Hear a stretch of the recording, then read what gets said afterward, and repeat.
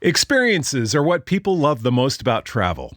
Viator is a website and app where you can book travel experiences like hiking Mount Kilimanjaro in Tanzania or enjoying the views while cruising on a catamaran in the Caribbean. They offer everything from simple tours to extreme adventures. With over 300,000 bookable experiences in 190 countries, there's something for everyone. Plus, Viator's travel experiences have millions of real traveler reviews, so you have the information you need to book the best activities for your trip. When you book a travel experience with Viator, there's always flexibility and support with free cancellation, payment options, and 24/7 service. Download the Viator app now and use code Viator10. That's Viator 10 for 10% off your first booking in the app. One app, over 300,000 travel experiences you'll remember. Do more with Viator. Hi, Yasmin here. I just want to acknowledge that today's show is part of a fast-moving news story. So for the very latest, head over to Slate.com. Okay, here's the show.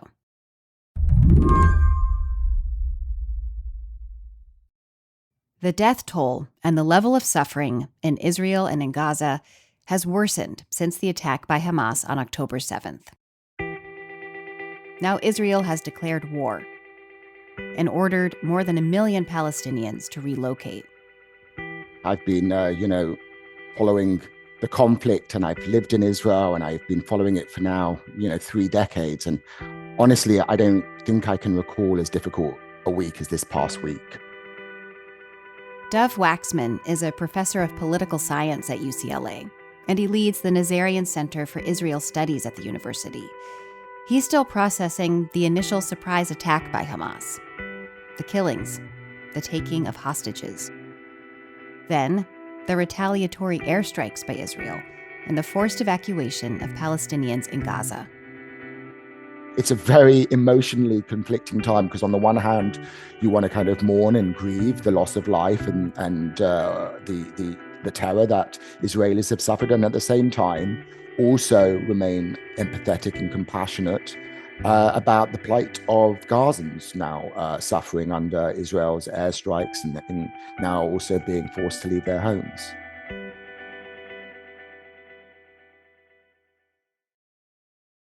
Last week, Prime Minister Benjamin Netanyahu formed an emergency unity government, bringing in a more centrist political rival. The move was meant to increase trust in Israel's leaders, something Dov says Netanyahu has lost. I think many Israelis felt completely abandoned by their government. First of all, many felt abandoned by the IDF on the day of the attack and the following day, given how long it took the IDF to actually send troops over toward the communities in the Gaza Strip to try to protect them. So I think there was a sense of abandonment in the hours of the attack itself. But in beyond that, the sense that this government was completely absent. I mean, many people, were hearing or seeing on social media that their friends or their relatives or their parents or grandparents had been abducted. They weren't hearing this from the Israeli government. And I also think there is a deep sense of anger over the failings which allowed this attack to happen. But sometimes when issues of national security come up and national tragedy, you'll see citizens rally behind their leader. Has that happened? No, it actually hasn't. You're right that typically you do see that kind of, what we political science call like that rally around the flag effect. There is a rally around the flag in the sense that there is a huge sense of unity among Israelis and a strong coming together and a revulsion against Hamas and a desire to take action. But it's not translating into support for Prime Minister Netanyahu. I don't think he can recover that political support. Today on the show, Israel's new government for its new war. I'm Yasmin Khan, in for Mary Harris. You're listening to What Next? Stick around.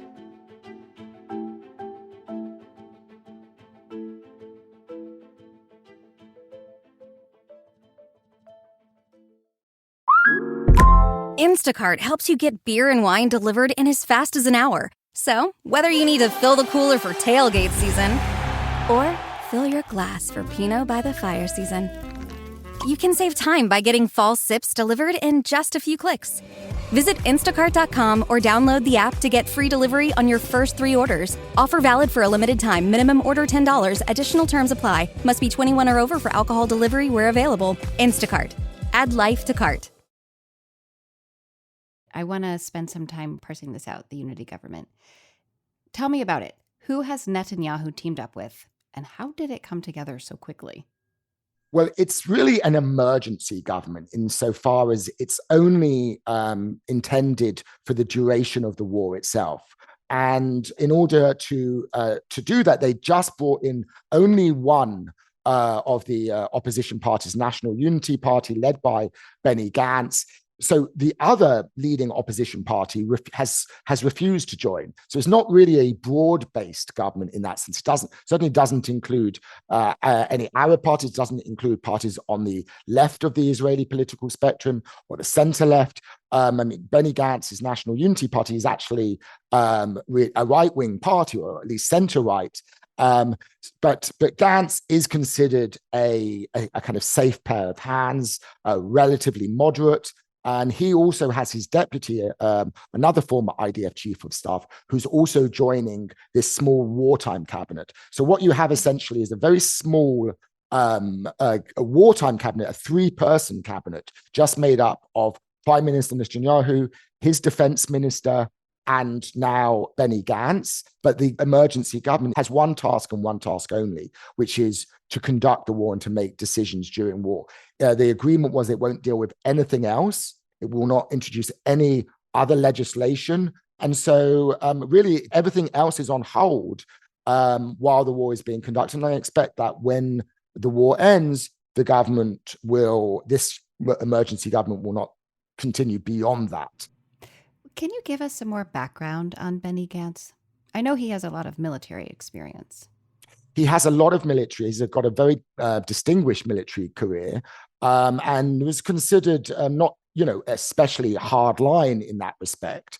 And is a much briefer political career. I think it's worth pointing out that Gantz's political views and approach to the Palestinians isn't vastly different from Netanyahu's. They're deeply distrustful of the Palestinians. They oppose the idea of a Palestinian state being established in the near term. They're not keen to enter negotiations with the Palestinians. They believe that there is military options against Hamas. So they share more ideologically than they disagree about. I did want to linger on Netanyahu. Prior to the Hamas attack, he was seen by Israelis as Mr. Security, right? How did he build that image for himself? And how did people believe him? Well, so I would say, first of all, he was seen by some Israelis. Israelis are, have been for quite some time divided about Netanyahu. He has strong support among his base, among the Likud base, much like, say, former President Trump does among Republicans. But there are many, and I would say the majority of Israelis, who really dislike him strongly and blame him for all sorts of things. Because after all, he has been Israel's longest serving leader. He's been in power most of the time since 2009. He was also in office in the 1990s. Right. I guess I should have said he fancied himself as Mr. Security. And indeed, that was historically a big part of his appeal. And part of that was because although he's a hawk, he's not been a military adventurist. So, in those previous rounds of warfare between Israel and Hamas, for example, when he was prime minister, he was very reluctant to order a ground invasion of the Gaza Strip or to send Israeli troops into the Gaza Strip. And so, yes, he gave Israelis the impression that he was very responsible and was the most effective manager of their security. And it's ironic, actually, that he cultivated this image of being Mr. Security when his actual policies on the ground, I would argue, actually contributed to Israel's insecurity, in particular because he pursued for much of the last decade or more a policy which has actually allowed Hamas to consolidate its control over the Gaza Strip. He actually, kind of saw Hamas as, in Hamas rule in Gaza as in some ways a positive thing for Israel, strange as that may seem, because it undermined any sort of legitimacy for the Palestinian Authority. It made it very obvious to Israelis why there shouldn't be a Palestinian state, because, they might get Hamas ruling that state. And so Hamas served Netanyahu's interests and his worldview in a certain way. And in that respect, that contributed not only to what happened last weekend, but also to all of the previous wars that had taken place, because rather than build up and support or negotiate with the more moderate Palestinian Authority in the West Bank, Netanyahu preferred to weaken the Palestinian Authority in the West Bank and allow Hamas to consolidate its rule in Gaza. Yeah, people were raising concerns that Netanyahu had sidelined security and the protection of the Jewish state in favor of his political agenda in general. Who were the people that were raising red flags, in addition to his policy with Hamas and in Gaza?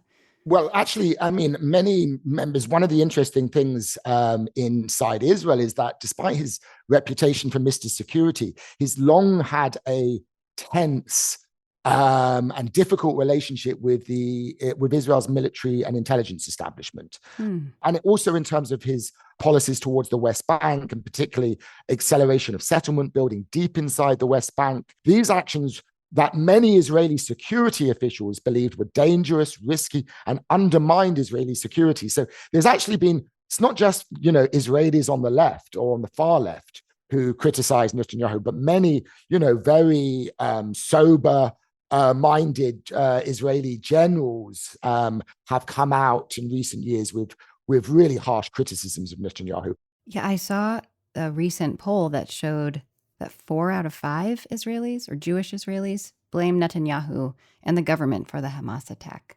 That's right. And I think, that it's remarkable that that's already the sentiment. And I think once the picture becomes clearer of what was known, before, because now there are reports, and I think reliable reports, that Netanyahu personally received some advance warning that Hamas might be planning something major. They didn't know the details, but once this information gets out and there's going to be a commission of inquiry, then I think it's going to be even more damning for Netanyahu.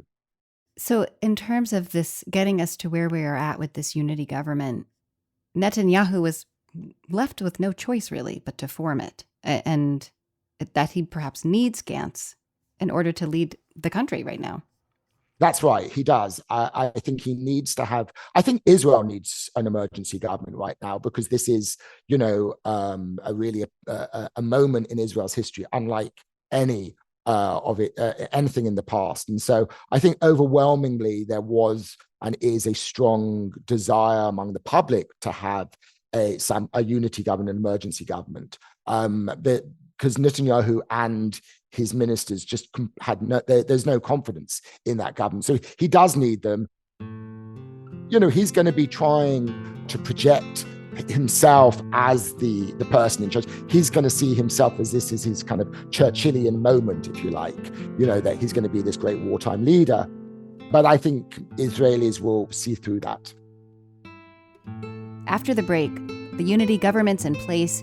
Their military strategy is becoming clearer. Will Palestinian civilians face the brunt of it?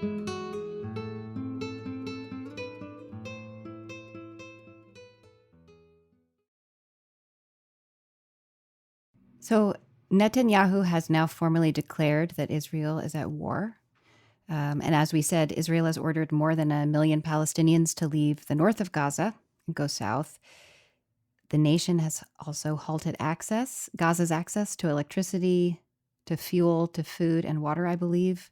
And Netanyahu has said every Hamas member is a dead man. What do we know about the military approach so far?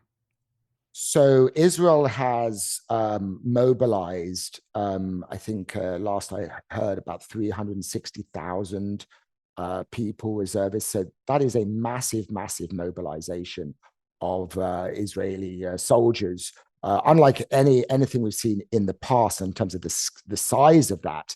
And what that means is that's those reserve soldiers who've been massing on Israel's southern border with Gaza. These are civilians who have other jobs and lives and families, and they're leaving them, and so they can't sustain that mobilization for any length of time.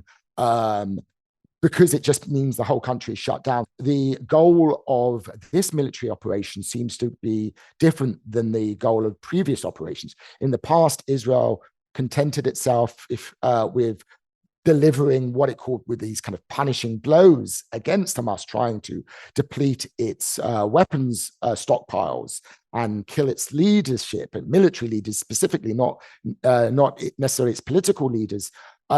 This time, however, Israel's going beyond that. It's not just trying to punish and deter Hamas, but it seems that Israel is intent upon completely removing Hamas from power. I think there's a real danger here that Israel will repeat mistakes that it's previously made in its history in the invasion of Lebanon in 1982, and mistakes that the United States made after the September 11th terrorist attack. In trying to carry out regime change, and realize, and then once you go in and you can depose a regime, you can topple the regime, but then what? Gaza is one of the most densely populated places on Earth, and there, has been reporting that spaces that are relatively safe, like hospitals and schools, have been targeted by airstrikes. Israel's defense minister even claimed that the nation is fighting human animals. What impact will this war strategy likely have on the people of Gaza? Well, it seems that the way Israel is conducting its war is really with little regard, tragically, for the civilians of Gaza. There's so much public outrage and anger and grief and sorrow among Israelis right now that there's a huge burning desire, I think, among many Israelis for retribution, to just, hit back as hard as possible. I think Israelis also experience a sense of humiliation. And that means that's what is, I think, shaping the conduct of this military campaign in a way that nobody really cares less about Palestinian civilians in the Gaza Strip, because tragically for them, Hamas is, of course, embedded in among civilians. Hamas keeps rockets and weapons under hospitals, under schools. And it does pose, therefore, a huge dilemma for the Israeli military in going after Hamas, is because Hamas is based and housed in such a densely populated and largely urban territory. So I think Israel has a moral responsibility as well as a legal one to minimize as much as possible. And it's very difficult. And I don't want to make light of the difficulties. But at least in the past, in Israeli military operations, there was at least some attempt. They provided these kind of what they called knocks on roofs, where they would drop a little bomblet, which was like non-lethal, on a building before they carried out an airstrike against that building. This time around, they don't seem to be doing that. And the instruction to tell, over 1 million Palestinians to just leave, where are they going to go? It seems that there is a complete disregard for the needs and the welfare of innocent civilians in Gaza. My last question about Netanyahu's leadership. For now, Netanyahu remains in power, albeit alongside one of his political rivals. But I'm wondering if you think that his political career will survive this. I think he will always be remembered for what took place on 7th of October. That was the darkest day in Israel's history, and he will always be remembered for that.